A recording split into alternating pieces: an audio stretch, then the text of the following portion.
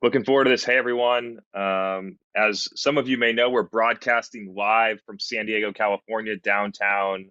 I'm here speaking at the Traffic and Conversion Summit, which is it started on Monday. My talk is tomorrow. Funny enough, my talk leads right before Snoop Dogg, so this could be the apex of my career.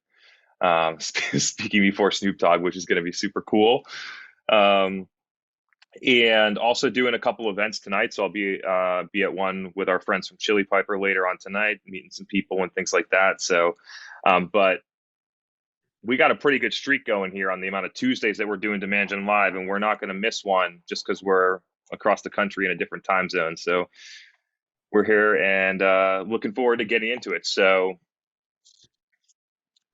where am I going to start here? We'll start on the first topic. One that I'm thinking about is the truth about marketing to the enterprise. This has been something that's been really interesting to me. I've been marketing to enterprise accounts for a long time, but running demand in what a lot of people would call ABM since 2017 to accounts that are going to be worth $250,000 ARR or more to us. And the way that I view this versus the way that I think most of the market views this is very different.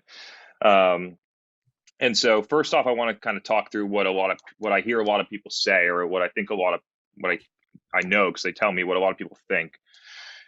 People think that you need to do certain things in order to sell into the enterprise. You need to go outbound. You need ABM tech.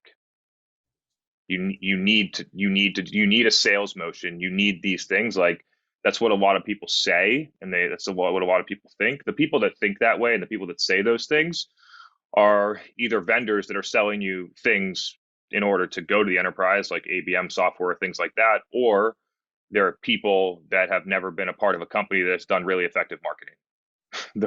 That's where you get those two different answers. And so the topic was sparked. I was talking to a CMO yesterday, actually, about kind of like our strategy that over the past 18 months has allowed us to unlock some conversations with major enterprise accounts that we wouldn't have dreamed of 18 months ago.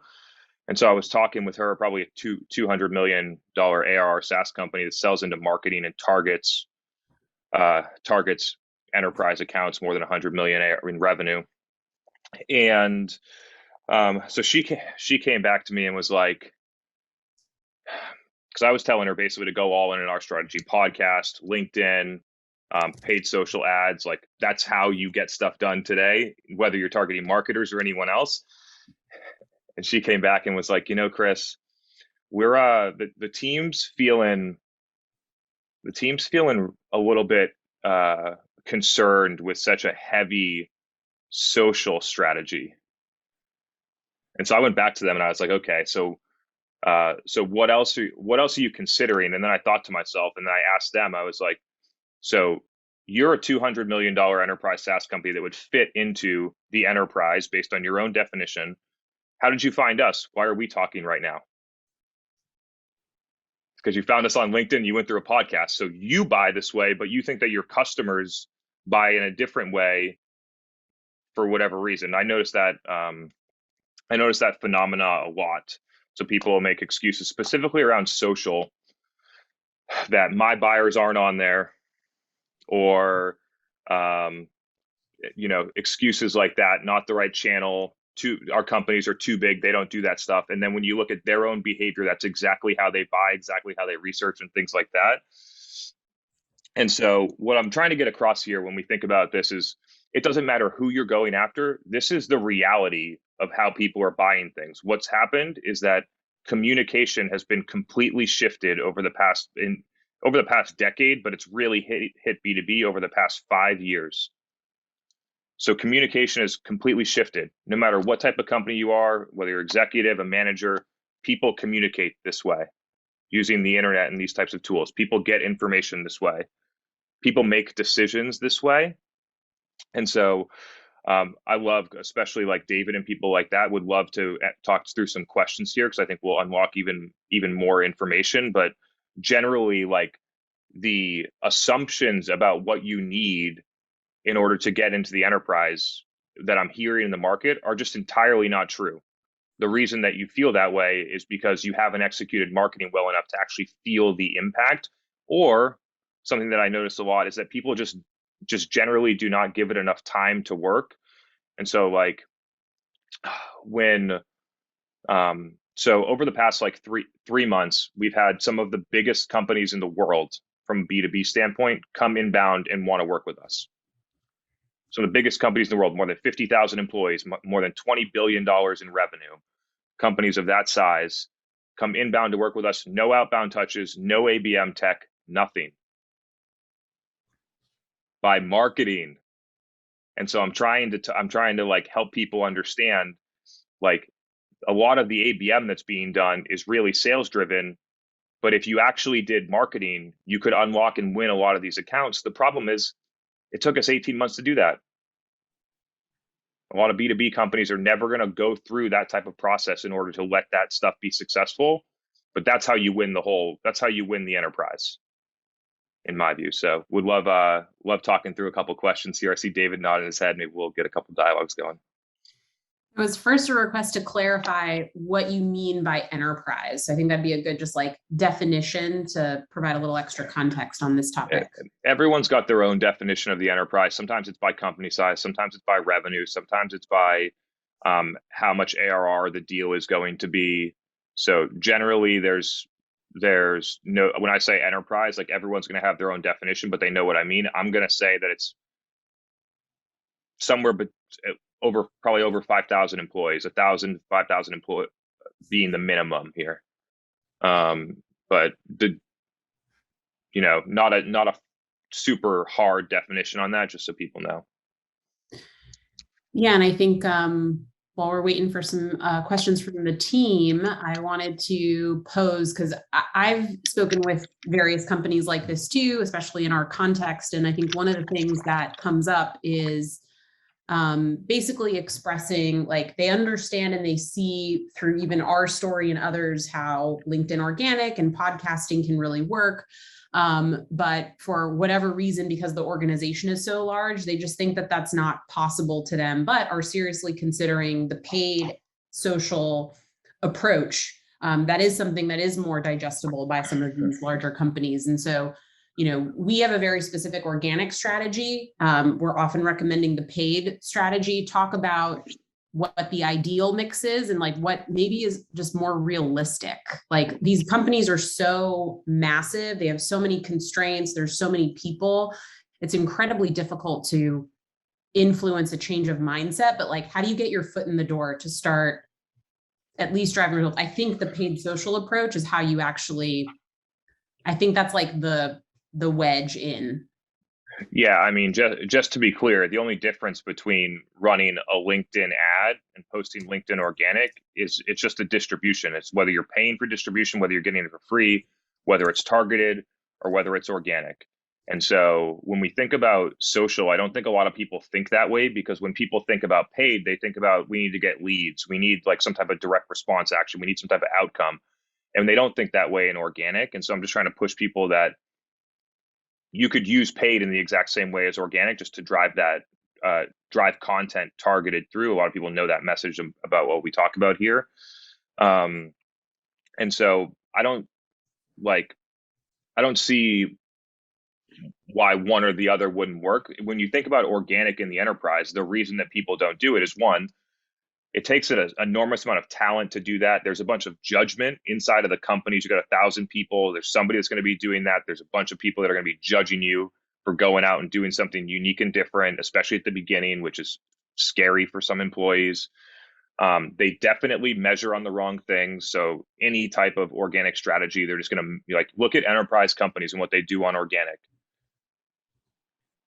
Mail it in, post a pumpkin on Thanksgiving, post a case study that no one listens to, publish PR releases that nobody engages with. And so it's like generally the wrong mindset. And then the last one is that in order to make this stuff work, the level of time to get to the level of success that an enterprise company would want is years. And so people were not going to put in that amount of effort to get there, even though if they got there, it would completely change their company. And so those are some of the things on the organic side. Does paid make it more digestible for people? That's what I'm finding too. Sure. The thing is that they go into paid with a different mindset than organic. And the true outcome is to do both at once with slightly different strategies between the two. Paid being a lot more demand, trying to a little bit more short-term focused, and organic being way more long-term customer focused. And that the blend of those two is what I would recommend. Our friend Anna has a hot take. Paid social equals sales. Organic equals marketing. What is your response to that hot take? Nice one, Anna. That's what most people think, but it doesn't have to be that way. Okay. And so like in 2017, 18, we were doing marketing through the channel to deliver clinical trials, case studies, different things like that, not looking for leads, not looking for sales, looking to help the market understand way more about our product.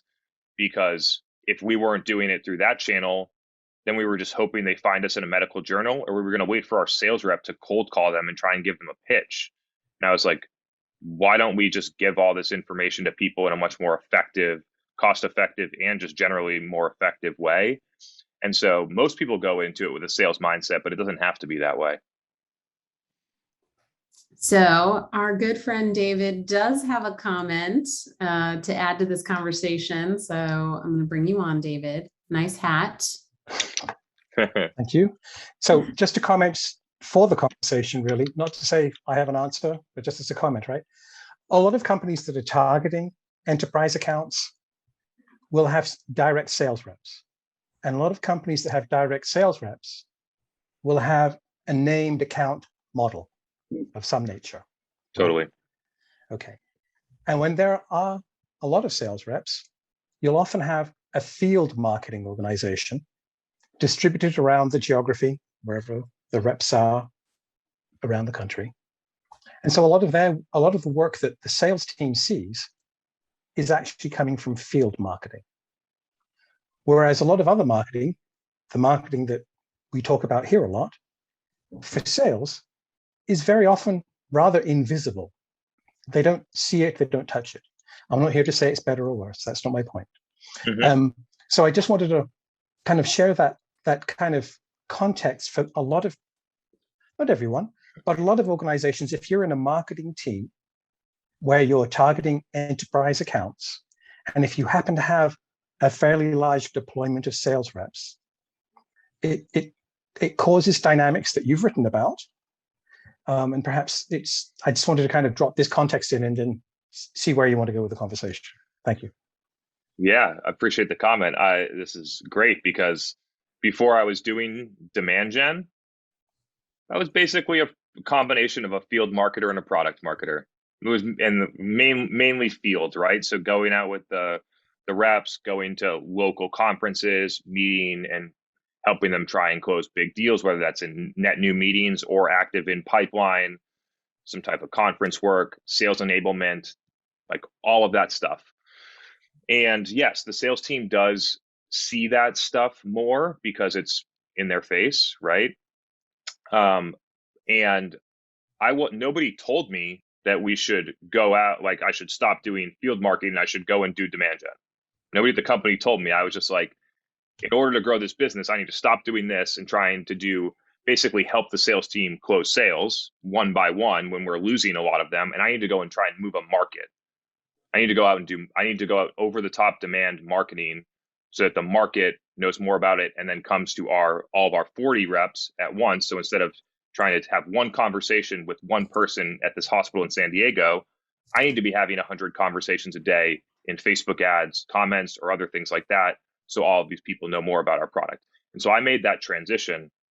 When what the sales team sees in that case is what their customers tell them, or what their I don't like using the word prospects, we'll use future customers, what their future customers tell them in meetings. And the overwhelming thing that what we're hearing is I always see your content in Facebook. It really works for me. Or I love that video podcast that you were doing. That was the feedback that was coming from meetings to reps back to HQ. And so reps do see it. It's just in a different way. And it also depends on how effective that you're actually doing demand, right? Like in 2014, I've been a demand marketer where I would have never gotten that feedback from reps because I wasn't doing very good marketing. So, yeah. Well, so I totally agree, everything you're saying. One of the other things perhaps useful to point out or differentiate or decide to talk about and, or not talk about, there's the top of funnel. And then so we're in a sales cycle, and the sales cycle could be a lengthy sales cycle. And so a lot of marketing, by field marketing in particular, designed to help move pipe, right? Yep. So it's not about opening a new opportunity. It's about the opportunity that's already there.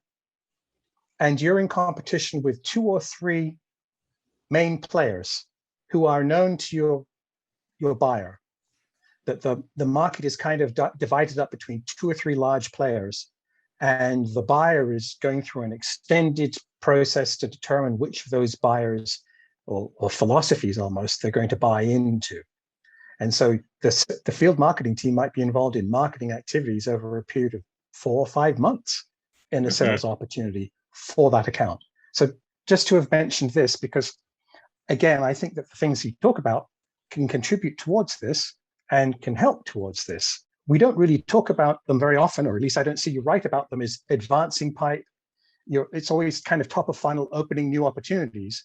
But the same idea that you talk about, I'll just kind of go ahead and say what I think, I guess. I was trying to just open the conversation. What I think is a lot of the same motions can serve the purpose of trying to move the account forward on an opportunity that's already there. So I'll just stop and thank you for letting me drop the comment in. I appreciate it. Yeah, I always appreciate the thoughts. It gets me thinking. There's a couple directions I want to go with this one. So the first thing that's interesting, I recognize that I don't talk about it a lot in terms of how much it's impacting pipeline, but like my belief, one person's belief, the way that we're doing marketing right now is a more effective way of doing pipeline marketing than what most B2B companies do right now. But the challenge is that what B2B companies are looking for is tracking every single touch. And what we're doing is all things that aren't being tracked. So when somebody takes our podcast, that marketing is about pure offense and all the things that you could do if you start building marketing, what the impact that makes on your business over a 2-3 year period of time. And a VP takes that out and sends it to the CEO of a 1,000-person company while they're in pipeline, not being tracked, probably more impactful. Speaking of, I wanted to get onto this. This was a potential topic for tonight that I didn't put on the agenda, but I'll kind of go through it, which was, I went through it a little bit in Demand Gen Live last week, but it was about,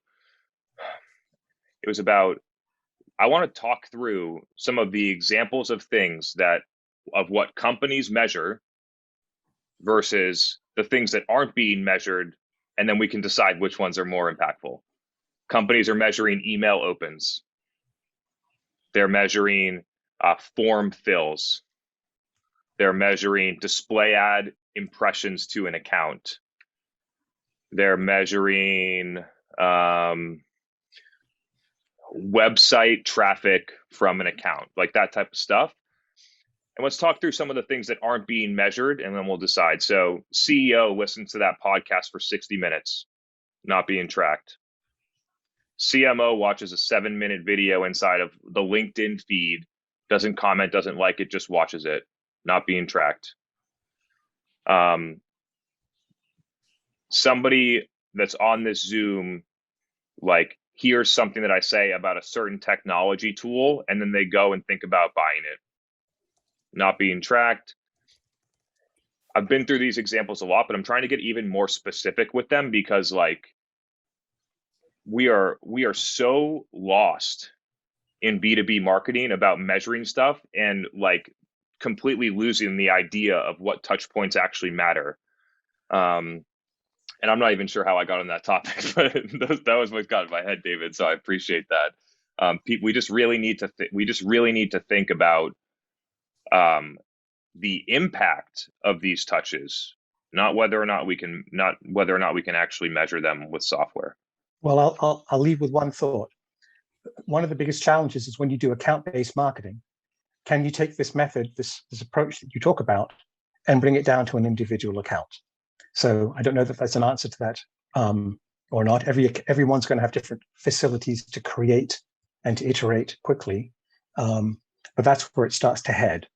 Once you've done it for the overall market, can you do it for niches, for industries? Can you do it then within industries for individual accounts?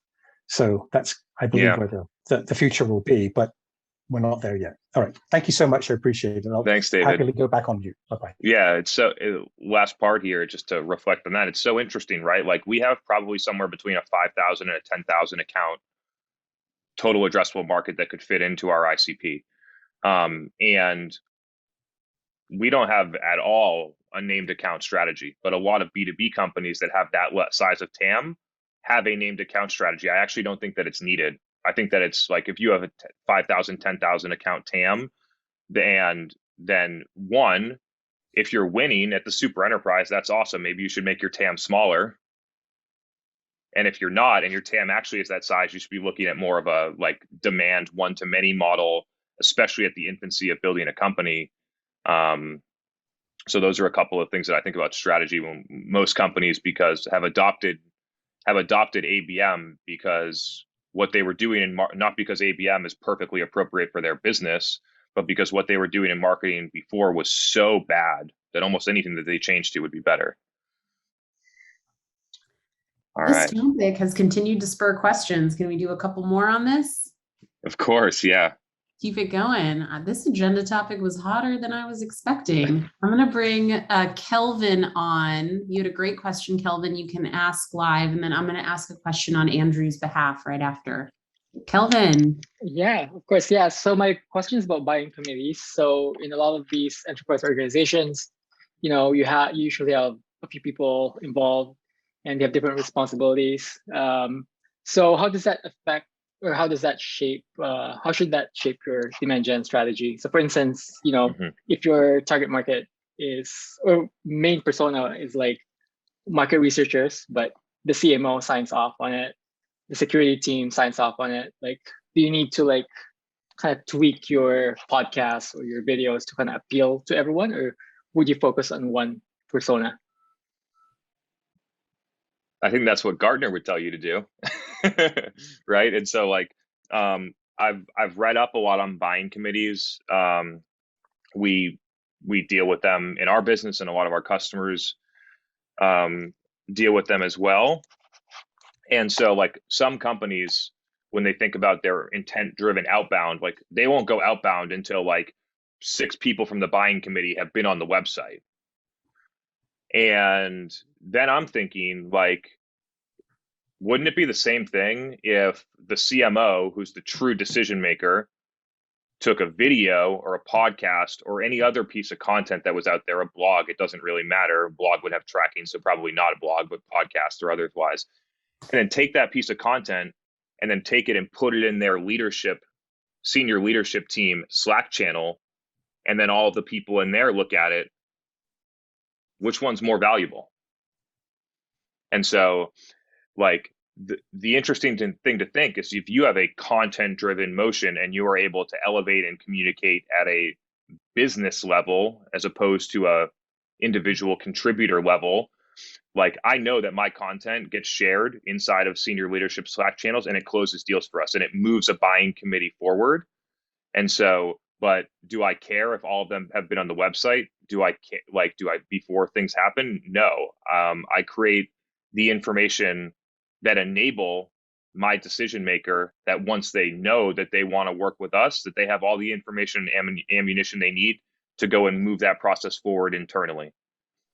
And so companies have a very different understanding. They create separate content for security and IT and marketing and this, and they try and go outbound individually to those things or run ads individually to those stakeholders as if it's super important. And like, the director of IT, I don't think cares, right? And so my feeling is that you need to win the decision maker. And then the Right. decision maker can either leverage your content to quote unquote pre-sell or sell internal people with content. Most likely before they come inbound to us, they're going to do that. Right. They're going to get other people on board. They're going to talk to people. They're going to be sharing information. I know that people share my information for 6 months before they, the numbers are always, but like 6 months or more, information is getting shared in a Slack channel before a company would come inbound to work with us. And so, and on the second side, if a decision maker comes inbound or you start something, then at that point, getting the buying committee on board is really a sales responsibility. So I think creating that, it's just my opinion. I know a ton of people are going to disagree with me on this, but I think that there's 2 reasons that people are going to disagree with me on it. One is that everything that I just said really breaks down if you're going outbound. Really breaks down if you're going outbound. So that's one big thing. And the second thing, it goes back to the same point, is that if you've never done really effective marketing and felt the impact of that, you're not going to believe a lot of the things that I'm saying. You're not going to be able to really feel how, like, if you created content that people really wanted, that like the head of sales or the VP of marketing they're going to do they're going to sell internally to everyone. You don't have to do anything. And so it's like a completely different way of looking at it, with enabling your buyer to learn, discover, and then sell themselves in their own organization versus having your salesperson try and like convince a bunch of people. It was a great question, Kelvin. And actually, Andrew kind of poses an assertion that is the perfect kind of next step to build on this topic. So kind of to build on what you were saying, Kelvin, Andrew's saying enterprise, there's generally more people involved, decision by committee. Enterprise companies are typically structured for like risk aversion. They embrace the status quo. Marketing starting a conversation seems not necessarily really any different at the enterprise versus SMB, but converting that does take more work and alignment at the enterprise level. And so he's saying, would you agree that the sales motion is significantly different at SMB to enterprise, for example, but really effective marketing is effective marketing, and the tactics, he sort of like basically kind of summing up your assertion. Is that accurate, or how would you clarify that? So one, it's totally clear that the sales motion between enterprise deal and a velocity 4K CV product are totally different. So I'm going to be on board with that. When it comes to whether you do effective marketing, if we think about the marketing that we're doing right now, or the marketing that, I'm just going to use the examples that a lot of people end up pulling out. So Gong or Drift, it doesn't matter whether their product costs $1 million a year, $5,000 a year, or what it actually costs, because the marketing is really good. They have the attention of their target customers, and they have a clear, compelling story about why people want to buy. That's what marketing is. And so I'm sort of in agreement with you that great marketing, regardless of, can look the same regardless of the velocity of the sales. A lot of people won't think that way because they're doing ABM or they're running performance marketing to get a bunch of leads to sell 3K ACV deals. But if you did good marketing, then I think it could play across an ACV or a company size spectrum. It's a good comment, Andrew. Yeah, I love it. Man, we thoroughly discussed that agenda item. Do you want to jump to the next one, or do you want? Definitely got into that one. Yeah, let's jump. Next one we got here. I've been bringing it up a couple times, but haven't like really formally discussed it. And so I got a couple notes here. We'll see where we end up. And the topic is how, in quotes, data-driven companies lie to themselves about being data-driven. Tell us more, Chris. It's really fascinating. And so here are some of the things that I'm seeing in the market. I see it a bunch. And so what companies do, and I'm talking specifically in marketing, but you could apply this to a ton of different business units, and I'll probably pull an example in sales later on in the talk as well. They create all of these constraints up front in marketing. We need to have attribution on leads. They need to be at the channel level. This is what we're going to measure because that's how our technology measures it. So we're just going to only be able to measure things that the tech can use, and we're only be able to deploy things that the tech can deploy. So we have all of these constraints. And then we're going to do a bunch of marketing and collect all this data and create all of these top of funnel metrics, which is typically what it is. We're going to create all this data, and now we have 30,000 leads. We have attribution on all of the leads, which is amazing since we were required to do it that way. So we couldn't have done anything else in marketing. We had to get the leads that way, and so we got them. And then once they have all of that data, they literally never analyze it. They just collect data. They don't actually drive decisions off of it. And that's the really fascinating one. The easiest example here is on the split the funnel analysis. And so like, I've done this for, I think, probably 50 companies at this point over the past two and a half years, going in there. And I'm hearing about, like, on the last Demand Gen Live, there was a talk about a company that had ran Facebook ads for a year, and it took them a year to realize that it wasn't working. And there are companies that are doing that in a bunch of content syndication, all the things that I normally talk about, basically just low intent lead gen channels that are collecting leads. And they're like, they set up the constraint that this is what we need to do in order to measure it. But then they never actually, if they actually looked at the data ever, it would be like, this is so bad. Why would we keep doing this?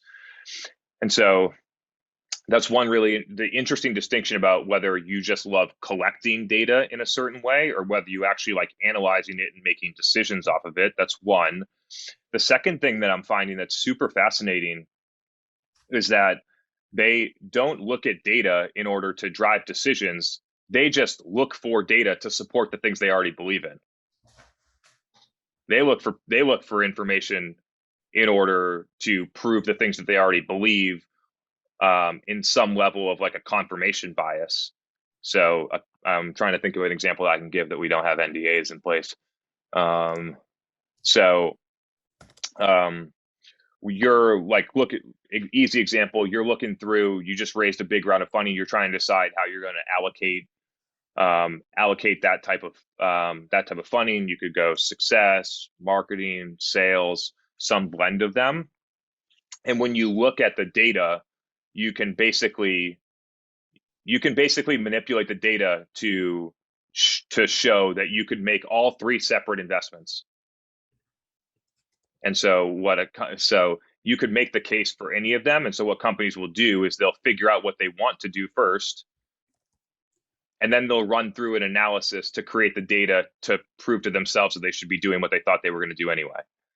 And so those are a couple of things that I've noticed in being data driven. Like, most marketing teams aren't. It's really interesting. And so another thing to think about, and this is really interesting, like, data driven doesn't mean quant, doesn't always mean attribution, doesn't always mean data's automatically collected, doesn't mean it gets attached to opportunity records. That's just what you've made it into be. But it could be qualitative. It could come from a survey, could come from a comment, could come from word of mouth, could come from what somebody said to your sales rep on their second call. And so what people consider data versus they limit the data points and the type of data that they could actually use to make decisions, when there's a ton of insights that are qualitative that could probably inform better decision making if you considered them. So we'll round out the data driven talk there, but yeah, this one's really fascinating.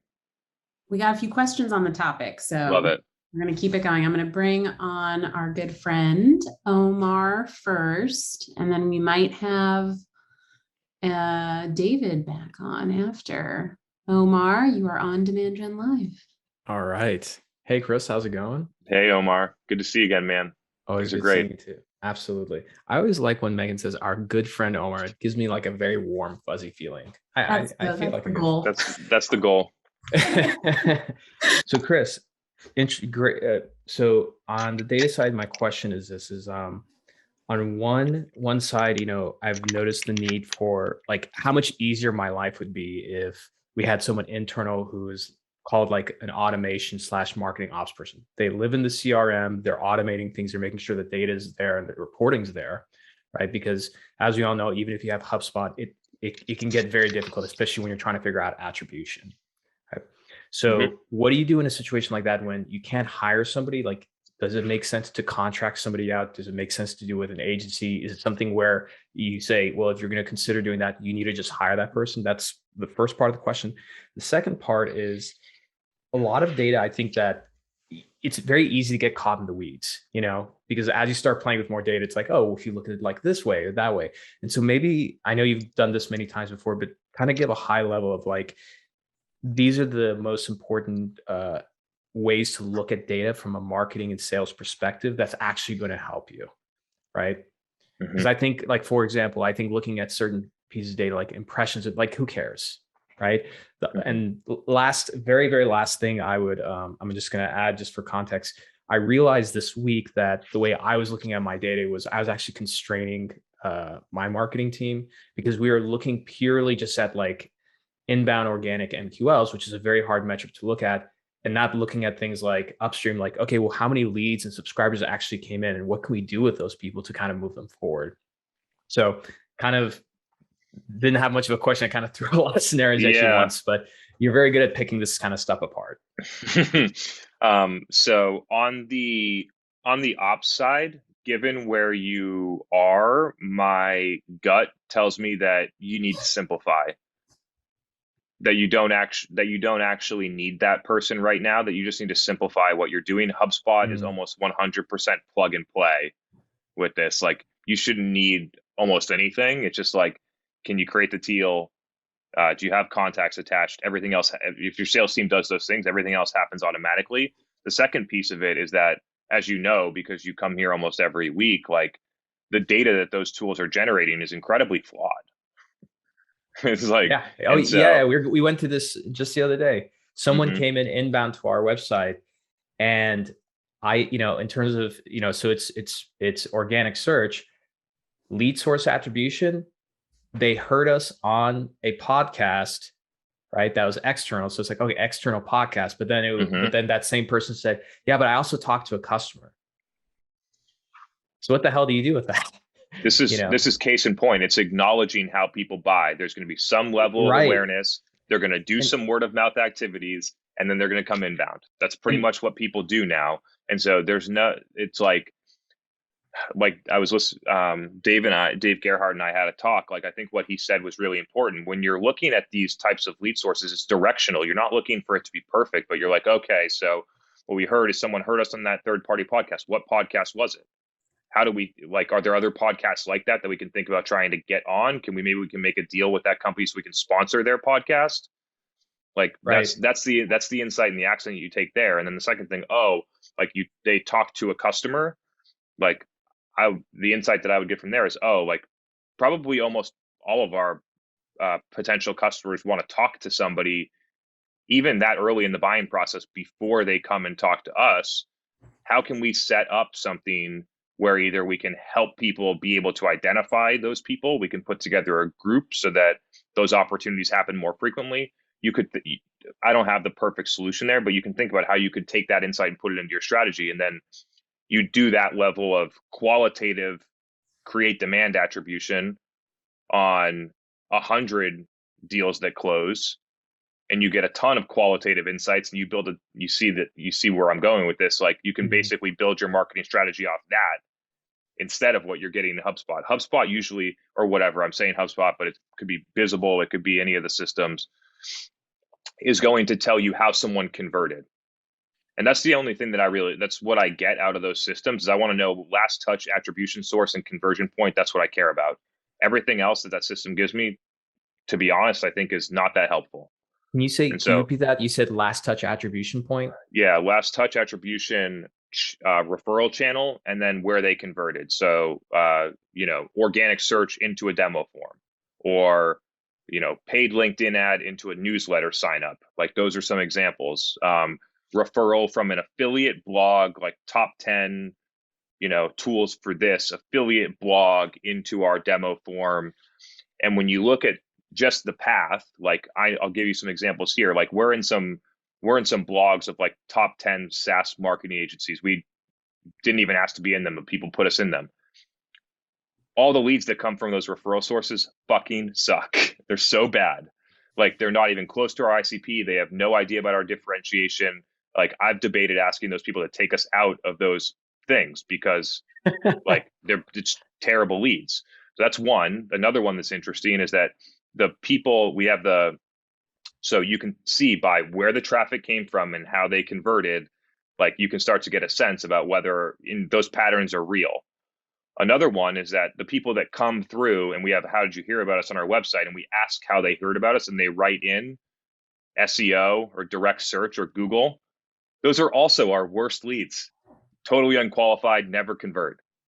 Like we put them directly into closed loss. We don't even have a meeting.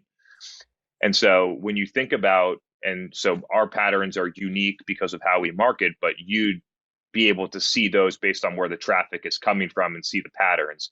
And so that's what I'm looking for when I look at a HubSpot or like from marketing automation. I want to know what is the direct path of how someone converted, because how they get to you and what type of conversion they had is the best surrogate that you're going to get for intent.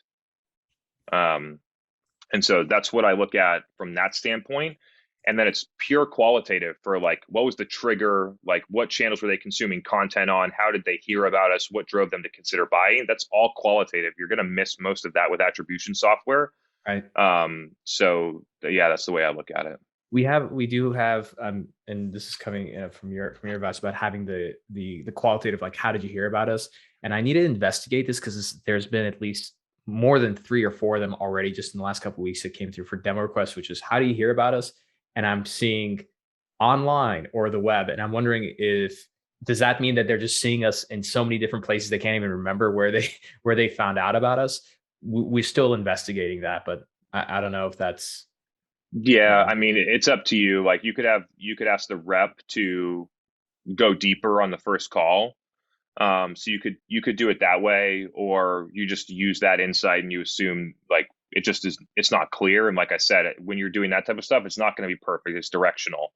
So you have people saying online, that means they don't remember what specific channel that is. It's probably, I would lean into like somebody just found you randomly online, which might lead me to think that they're probably not totally qualified. Got it. Thank you, Chris. Oh, go ahead. You asked some stuff about like what would you look at? It's a very broad. Yeah, it's a really complex question. So when I think that the level of intelligence and understanding about how the process works and how customers are buying informs how you look at the data in order to get good slices, right? So like on the x-axis, if you use create date, stage 3 date, or close date, you're going to get different trends, and it's going to lead you to a different conclusion. So knowing which date property you should use in the x-axis for whatever you're trying to glean is really important. A lot of marketers don't know how to choose that, don't know whether we use create date or close date. And so when you think about being data driven, like a lot of people don't know which one of those to look at, which can lead them to misinterpret the data and make the wrong decision. So like if they choose too long of a timeline, they're going to pick up like, oh, they went to all these different pages and things, which in reality, those things were so far back, it doesn't even matter. What's more important is getting like a sort of a tighter timeline between, let's say, like, easy example here. Like, we have a 180-day sales cycle, and in December, we closed all of this business. And so, and if you look at it by close date, you're going to be like, what were we doing in December that was so good? How do we replicate that? But if you looked at it based on when the opportunities were created, you would see that it was actually spread out, and that your major impact was actually in September, and you'd have to go back and reverse engineer what you were doing in September to create those.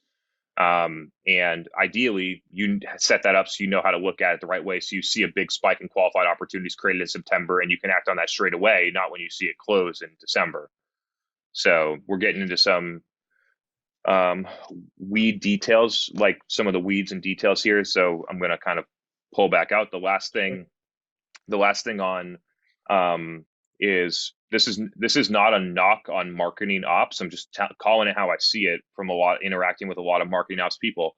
A lot of marketing ops and rev ops people are data and tech people first, and marketing and customer people second. And when you get that, you get a lot of the wrong types of charts, a lot of misinterpretations of data, and a lot of wrong decisions, because you're looking at it purely based on the tech, not layering on customer understanding. So just to repeat back to you, I mean, that was, you helped change my mind about something. So I really appreciate that. So the main thing is just, simplify it down, pick the right timelines in terms of what you're going to look at, for attribution. And then, more importantly, and I think like there's a lot of your demand gen wisdom goes back to just being extremely intimate and deeply knowledgeable about the actual customer journey and how do they actually buy, and I think that might start qualitatively and then at some point become more quantitative as you start developing more cases. So Chris, as always, man, thank you so much for helping me out. Happy to help, Omar. Good to see you. Always good seeing you too. All right, I got a great question lineup continuing this topic. The community is not letting us down. David, I'm bringing you back, and then Aubrey and Brandon, you're next. So get ready. Nice. David's got a fun one. I was making a bit of a fun comment, right? So wouldn't it be wonderful if we could find a technology that could track who listens to your podcast, right? So leading from that, you're saying that we're measuring the wrong things. Well, we're just measuring what the tech allows us to measure. If there was tech that would allow us to measure the dark funnel, it wouldn't be dark anymore, and everyone would be doing it. So just an observation, just a thought experiment. Totally. But my position on this is that people are so over-reliant on tech. All of the information and the data is out there. They just don't go and get it because it's not being supplied to them by software. I know that you and I are sort of aligned here, and I think it's great. And I don't see it happening unless they find some really creative way to measure it, because these platforms have significant privacy policies that would restrict technology from doing that. Spotify, LinkedIn, organic, Instagram, any of those places have no incentive to pass you that data in the grand scheme of their business. We're going backwards. I mean, I guess backwards is one way to say it, but like privacy policies are going in one direction, which is not in the direction of marketers. All these things I love. I don't want people to have this data. I don't want people to be I want cookies to go away. I want all this shit, because when all this stuff goes away, the real marketers win. So, yeah, I love the clap, Omar. Hell yeah. It's just the truth. And so I expect that actually more and more things will continue to be taken away from marketers. And the advantage here, like it's going to be really interesting to look, especially like how rapidly marketing is changing. And I believe how over time it will continue to be harder and harder for people to catch up to what's changing. It'll be really interesting to see what the gap is between the top 1% of marketers and the rest of people pretty soon. I mean, it's enormous right now, but I think that gap will get wider and wider. And I think that people underestimate how much one person's contribution to a 30 or 50 person marketing team really makes an impact on. So some interesting thoughts here, but people should just like sports teams find their quarterback, find their running back, find their point guard, and they put a franchise tag on them, and they say, I'm going to give you a contract and I want you to be here for the next 7 years of your career when you're in your prime of your career. I wouldn't be surprised if people do that to marketers within the next decade. Let's hope the companies stay in business long enough. I'll good mute point. myself now. Good point. Some bold predictions there. Love having you on, David. All right, Aubrey has a great question. I'm bringing you on. Welcome to Demand Gen Live, Aubrey. You're on. Thank you. Hey, Chris. Hey, man. My question is, I'm buying everything you're putting down around, measure, the book, measure what matters, focus on not really MQLs and so on, but focus on the revenue and how we got the revenue and what that journey's like.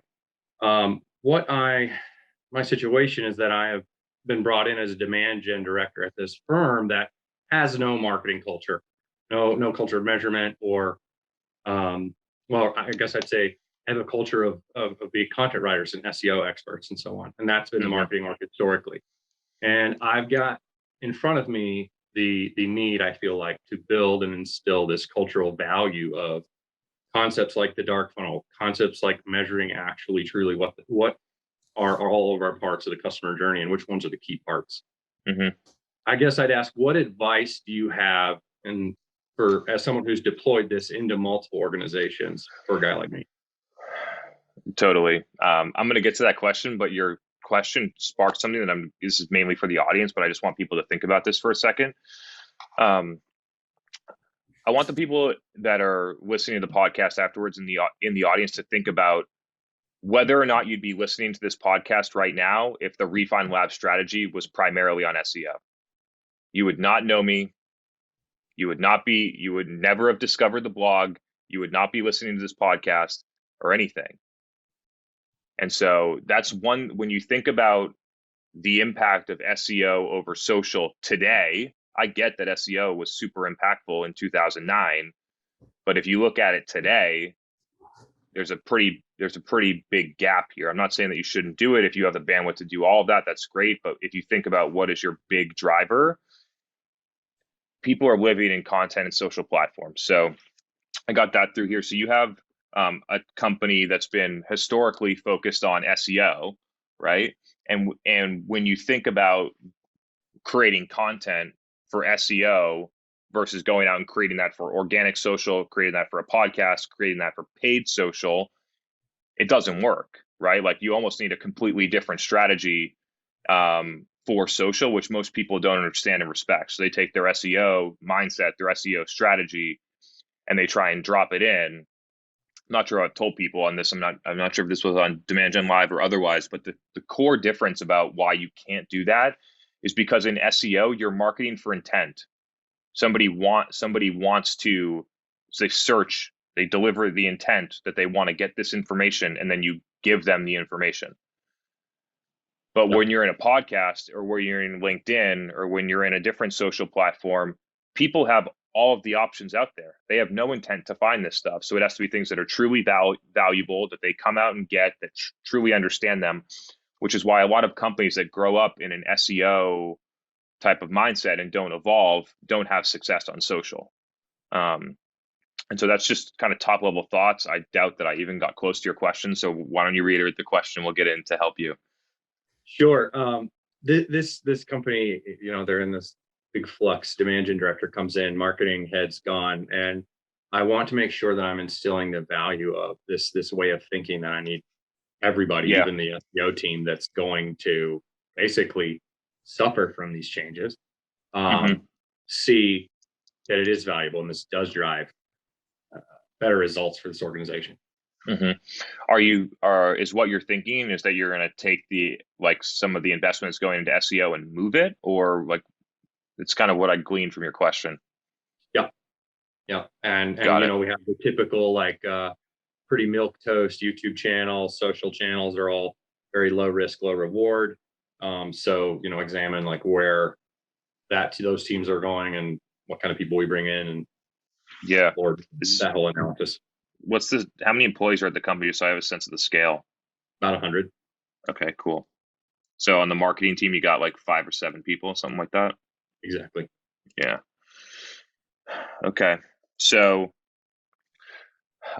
before making any changes, I would do an analysis of what's going on. And one of the first things that I would do is I would add the "how did you hear about us" to the form that's driving the most marketing sourced revenue, which is most likely your demo form. And so I would add "how did you hear about us." I would collect data over the next month, and I would start to qualitatively look at what you're seeing. Until you have that, it's hard to know like what the state of the SEO strategy is. Like, I'm highly confident that what we're talking about would work better, but if there's something that's working, there's no sense in stopping all of that, right? So let's get an assessment.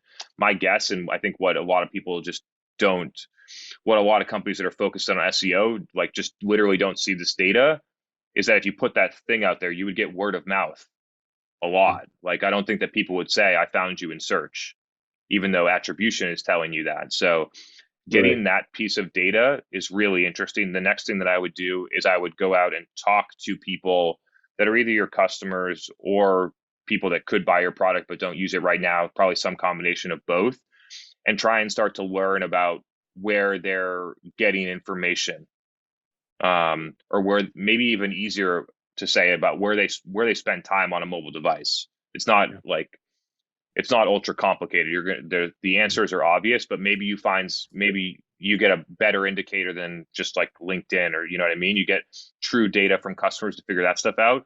You find out where they are, you start seeing what's going on in there, and you can start to formulate a plan. So I guess what I'm saying is, you don't need to make changes straight away. You can start to collect data. You can start to formulate your own strategy driven through customer insights that you're going to get, which probably over the next 60 days allows you to you collect that data, you understand customers, you can put together more of a holistic plan about how you're going to shift resources. And the last thing that I'll say is that most marketers can't shift from SEO to social. So if you are planning on doing that, you might want to think a little bit differently, because I haven't seen that work in a lot of instances. It can work, right? There's plenty of people, I'm sure someone's listening, they're like, "Hey, Chris, whatever, like, I've done that before," right? Like, I used to do SEO and I've made that, but like, people that are still doing SEO right now, I think just dropping them from that into LinkedIn, you might want to find someone that's more like social predominantly to fill that. So those are some thoughts. Would love to answer a follow-up, go a little bit deeper.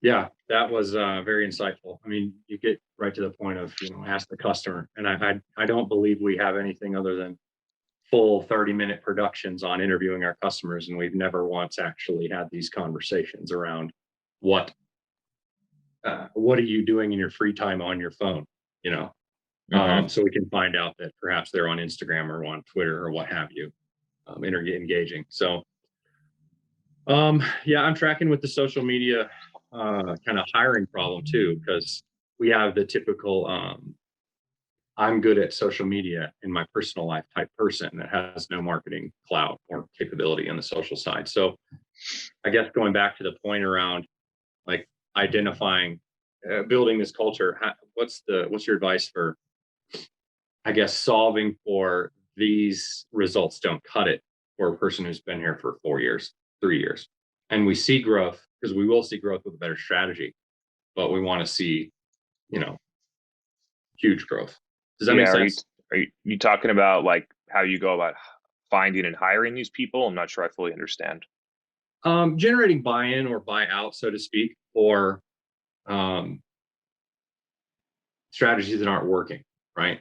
Oh, yeah, that's a big one. I talked to you, maybe if you haven't referenced the last week's Demand Gen Live podcast, talking about there was I'll go through some of it with you, but there was a segment called "You Don't Need More Budget" about 30 minutes in, which was basically all about if you assessed and you found all the things that weren't working, you just said, "We're going to stop doing these things," you'd have 20 to 50% of your budget that you could go and redeploy to things that work. And so it's about some level of data analysis. Like we talked about being data driven, like most companies have the data, they just never look at it and they never make the hard choices. So there's probably data in there. There might be some things that, like for me, An easy example in 2018 was like our trade shows we were spending 35% of our total marketing budget. If you include headcount, programs, tech, 35% of the total marketing budget was spent building trade show booths and sponsoring conferences. And most of the revenue that we were getting was expansion revenue, almost no net new revenue off that. And so my position was like, if we can go and get expansion revenue without having a booth, we can set up the meets, we can do the dinners, we can do all that stuff without having a booth. But I want this $1.6 million back so that we can go and do a different type of marketing. And so sometimes there's nuances to it. If you just look at the data and you didn't segment out between net new and expansion, you might be like, oh, we're spending 1.6 million on these trade shows and we got 2 million this year. Oh, this isn't so bad. But if you say, okay, I just want to look at net new, the only reason to have a booth at a conference is to win net new deals. Mm-hmm. If you're looking for expansion, you don't need the booth in order to do that. And so when you split that off, you're like, shit, these trade shows really aren't working. Right. Okay. So there's some data analysis to it. There's some intuition, and there's some just like, there's some hard choices, right? Like, like, could SEO benefit my company right now? Sure. So could a lot of other marketing tactics, but we only have so many resources. We only have so many people we're trying to grow. And so it's like, it really is picking the three, four things out of a portfolio. They're going to be able to deliver both in the short term and the long term. And then as you grow and you are getting success and you're getting more budget and you're hiring people, you start to make strategic expansions in how you build out the mix. Yeah. I got it. Cool. So basically, know the customer fully so you can prove these cases around shifting the strategy and the budget, and then move forward on a data-driven basis.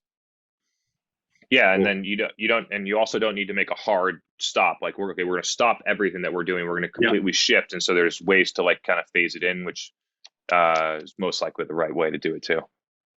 Cool. Thanks, man. Awesome, man. Happy to help. All right.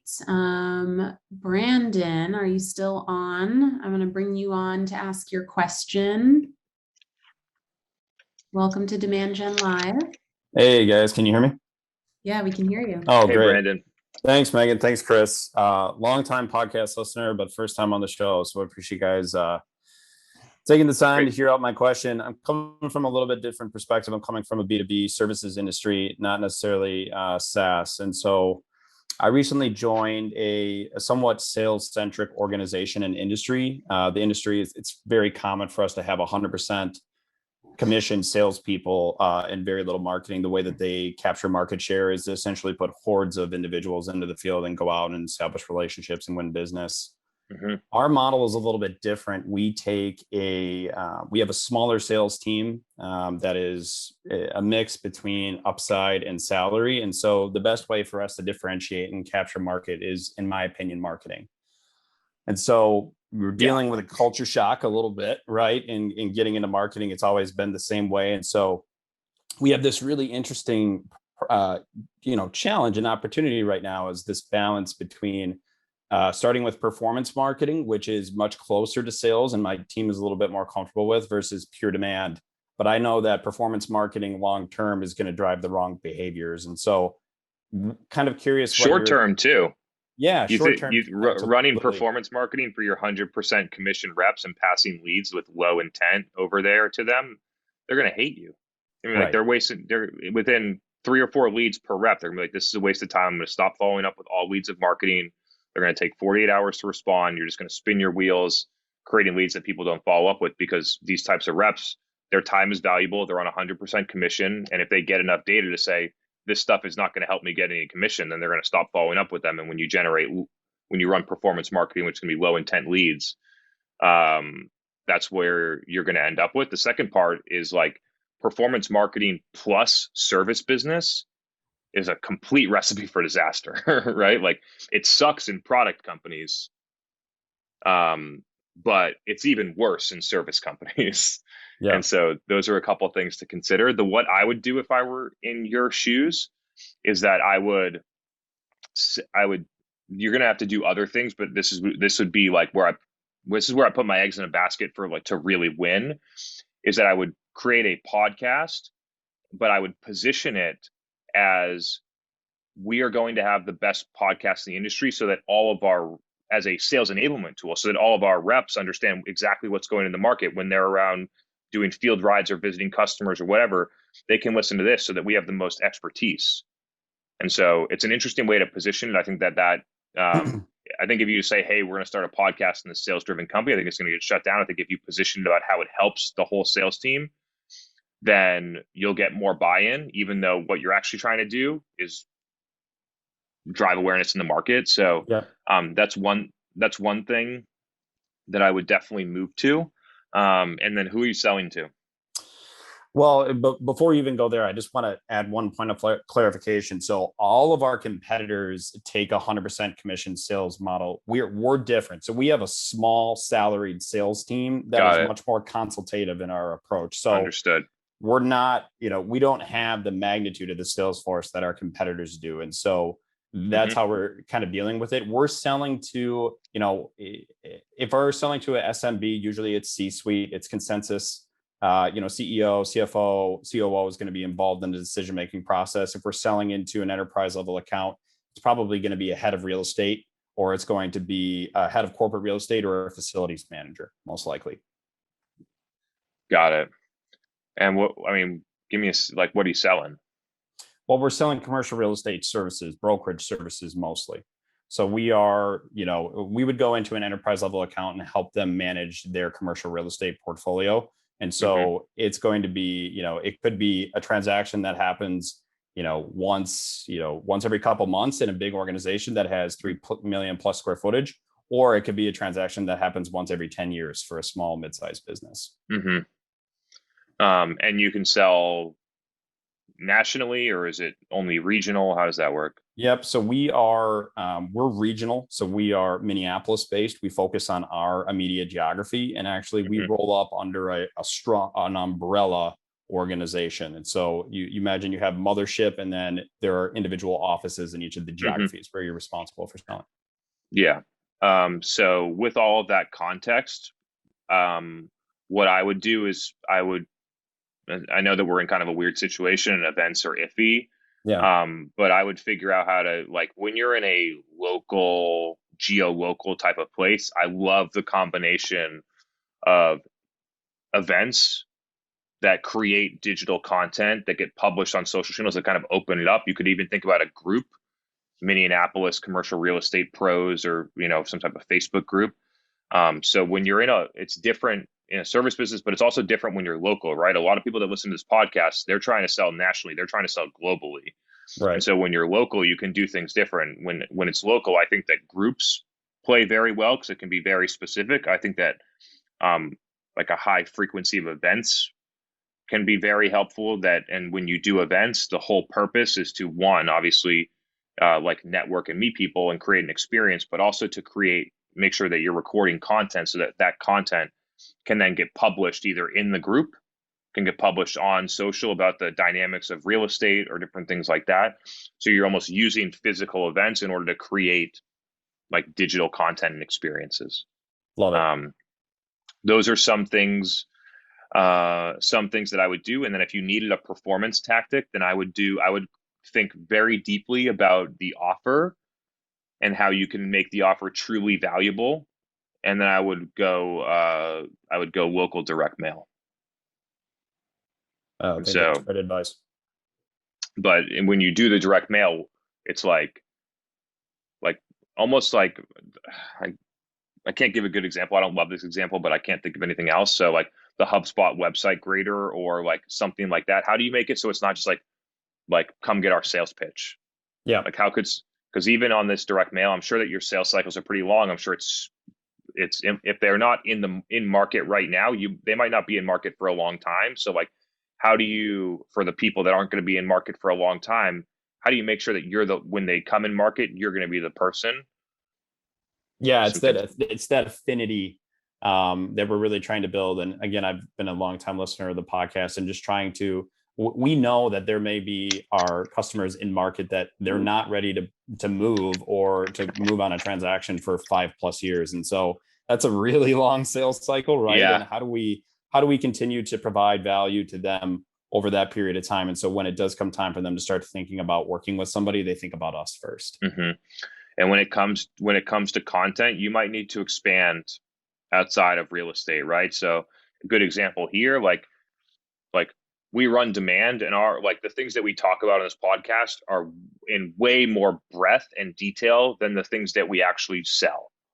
And so you might need to get there if it's like facilities or different things like that. You might have, or business, you might have to think about how to get it out, like a level up from real estate, so that people, when they're not in the real estate market or they're not interested in real estate, can still get value from the content, which then creates value for you.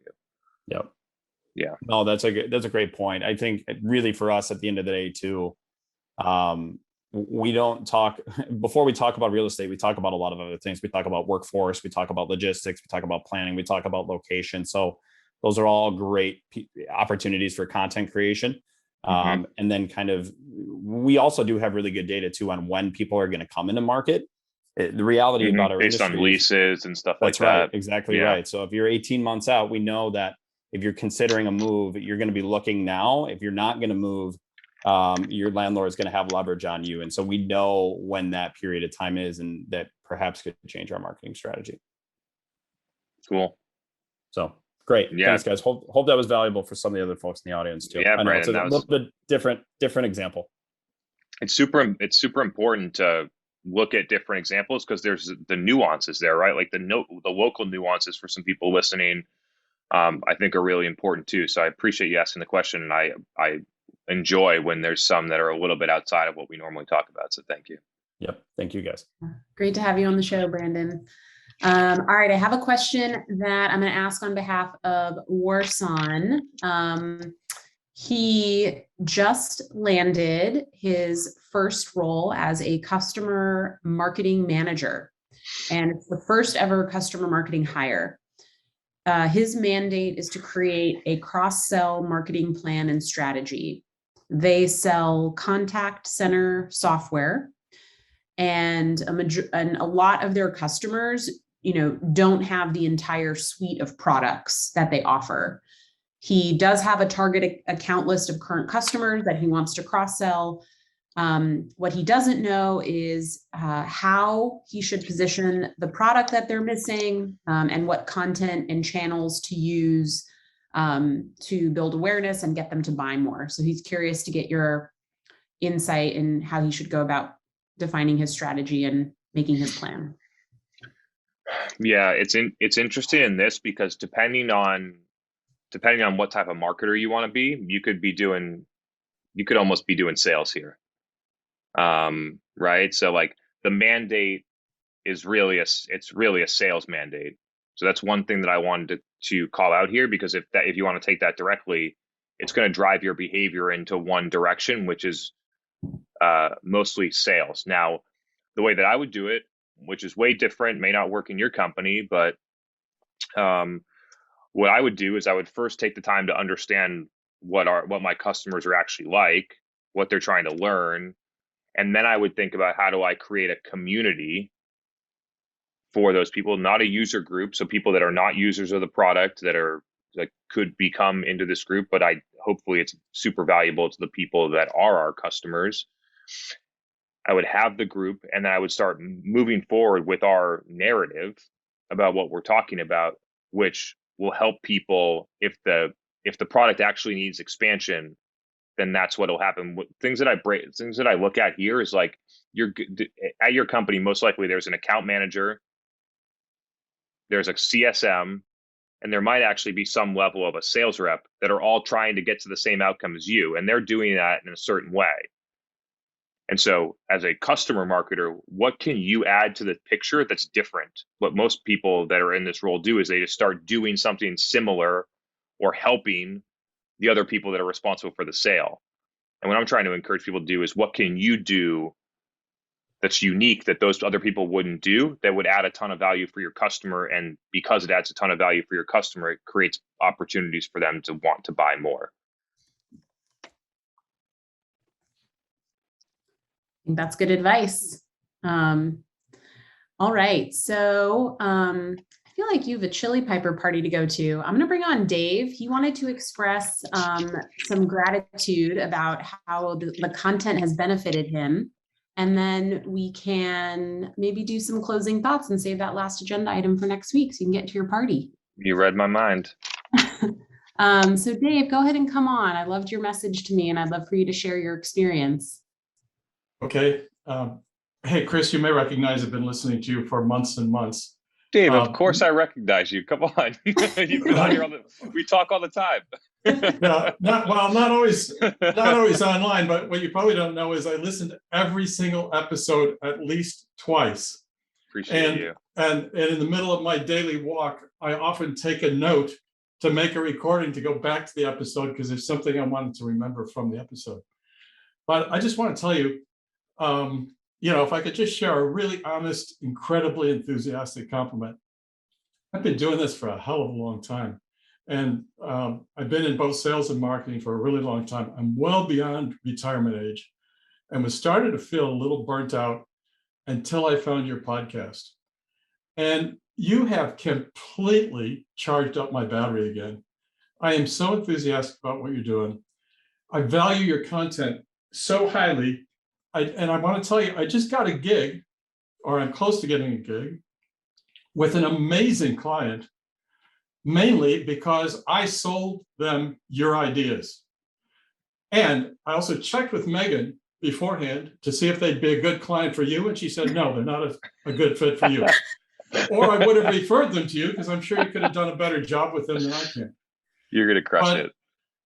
But, I just got to tell you, what you're saying is so interesting. I could make a second career out of just following you around like that guy Boswell followed Samuel Johnson around in the 17th century, just writing down the good stuff he says and publishing it.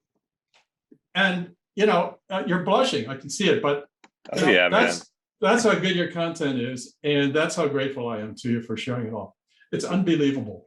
Really appreciate you sharing that. It makes me super happy that you're energized, that you're fired up, that you're getting customers. I love all that. This is the best, most interesting content on marketing I've heard in more than a decade. And, good for you for sharing it so generously. Thank you so much. Appreciate you, man. Thanks so much for sharing that. That was great. I don't know how you're going to follow that up, Chris, with closing thoughts. Should we just end there? Dave, you want to finish closing thoughts? Nothing more to add. Appreciate all you joining. It was interesting for me to do DGL on West Coast time. So we started at 4:30 instead of 7:30. So I'm coming out of here. Normally it's like 9 when I'm finishing these up and I'm getting ready to go to bed. But it's only 5:51 right now, and I got to go to some networking party. I'm going to go to that, have some fun, and then speaking tomorrow. Doing a keynote talk at Traffic and Conversion Summit, specifically on dark social. I expect that we'll actually get that published on the podcast on Friday. Get Angelica and some of the people committed to that. So look out for that one. I'm excited. This will be the second kind of major conference that I've done since going back. It's great to be back here. Hope we keep moving in the right direction because this stuff, it's just great to be traveling, seeing a lot of people, getting out there. So with all that said, appreciate the reason that we do this every week. And one, I get a ton of insights, which is awesome. But the stuff that Dave communicated, I get a lot of those I get messages like that a lot. It really it's one of the main reasons we do it. Seeing a bunch of people that are getting more fired up about marketing, that are thinking differently about marketing, that are driving their career forward. These are things that I wish that I had when I was earlier in my career. So I'm happy that I can be that for a lot of you. So with all that said, hope you all have a awesome rest of your week. We'll be broadcasting Demand Gen Live from a different location again next week. So stay tuned from that, and we'll see you then. Have a good week, everyone. See you next Tuesday. Thanks, everyone. See you soon. Hey, everyone. This is Chris Walker, the CEO of Refine Labs. Thank you so much for taking the time to watch this video. If you enjoyed it, feel free to like, comment, or subscribe to the channel for more videos in the future. We're also live for Demand Gen Live at 7:30 p.m. Eastern every Tuesday night, which will also go on the State of Demand Gen podcast, which is available on Apple and Spotify. Thanks again, and see you next time.